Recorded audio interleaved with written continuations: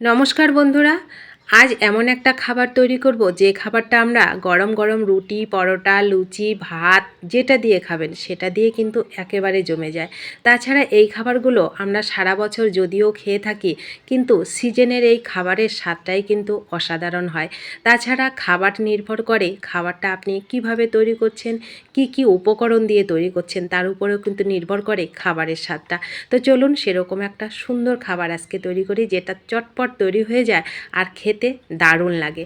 তো তার জন্য লাগবে আমার বেগুনটা এই সিজনে কিন্তু বেশি ভালো লাগে খেতে। যদিও আমরা সারা বছর খেয়ে থাকি বেগুনের নানান রকম খাবার, কিন্তু এই সিজনের কচি বেগুনের খাবারগুলো আপনারা তৈরি করে খেয়ে দেখবেন, কিন্তু খাবারের স্বাদটা সম্পূর্ণ অন্যরকম হয়। তাছাড়া এই সময়ে খাবারের স্বাদই হয় অন্যরকম, বিশেষ করে এই সবুজ শাকসবজির।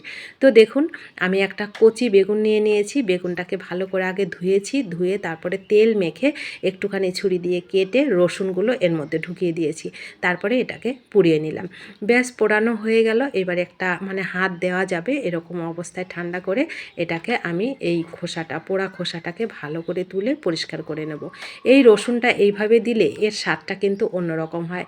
রসুন তেলে ভেজে দিলে একরকম স্বাদ হয়, আর পোড়া রসুনের স্বাদ কিন্তু অন্যরকম হয়।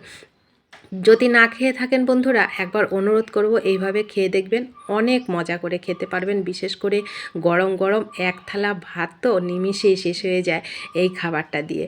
তো আমি প্রথমে দেখুন ভালো করে বেগুনটাকে পরিষ্কার করে নেব, ভেতরে কোনো পোকামাকড় আছে কি না। আর যে পোড়া রসুনগুলো ছিল সেটাকে বের করে রসুনটাকে আলাদা করে একটু নরম করে নিলাম। এই যে আমি ভালো করে অবশ্যই চেক করে নেবেন, যদিও বেগুন ভালো দেখে নেওয়ার পরেও কিন্তু বেগুনের ভেতরে অনেক সময় পোকা পাওয়া যায়। তো অবশ্যই এটা ভালো করে চেক করে নেবেন। তো আমি চেক করে নিলাম। 3টে ছোট আলু, নতুন আলু, এখন যে নতুন আলু উঠেছে নতুন আলু দিয়ে এটা তৈরি করছি। নতুন আলুটা কিন্তু অন্যরকম লাগে খেতে। পুরনো আলুর একরকম স্বাদ, নতুন আলুর একরকম স্বাদ।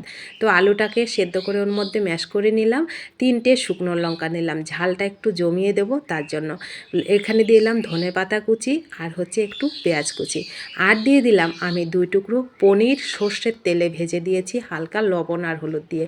এইভাবে আপনারা অনুরোধ করব একবার খেয়ে দেখবেন, অসাধারণ লাগে এই খাবারটা। গরম গরম লুচি, পরোটা, ভাত যেটা দিয়ে খাবেন সেটা দিয়েই জমে যায় কিন্তু এই খাবারটা। একটু সর্ষের তেল ভালো করে দিয়ে জমিয়ে হাত দিয়ে এটাকে মেখে নেব। এই মাখাটা যদিও চামচ দিয়ে মাখেন, যেটা দিয়ে মাখেন, কিন্তু এই মাখাটা হাতের মাখার স্বাদে কিন্তু অন্যরকম হয়। তো জমিয়ে একটু ঝাল ঝাল করে এটাকে আমি মেখে নিলাম সর্ষের তেল দিয়ে, পনির দিয়ে, আর কাঁচা পেঁয়াজ, ধনেপাতা দিয়ে। তো দেখুন জমিয়ে মাখাটা আমার রেডি। খুবই অল্প সময়ে খাবারটা তৈরি হয় বন্ধুরা, খেতে অসাধারণ হয়।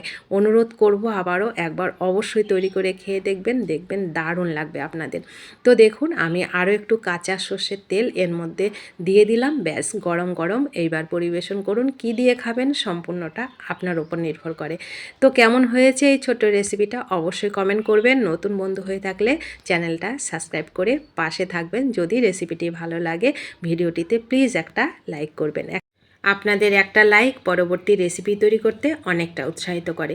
তো সকলে ভালো থাকবেন, সুস্থ থাকবেন। রেসিপিটি ভালো লাগলে একটু শেয়ার করে দেবেন আপনাদের প্রিয়জনদের কাছে, তারাও যেন এই সিজনে এই সুন্দর লোভনীয় রেসিপিটা ছটপট তৈরি করে সকাল বিকালে নাস্তায়, এমনকি দুপুরবেলা লাঞ্চেও কিন্তু গরম গরম ভাতের সাথে পরিবেশন করতে পারে।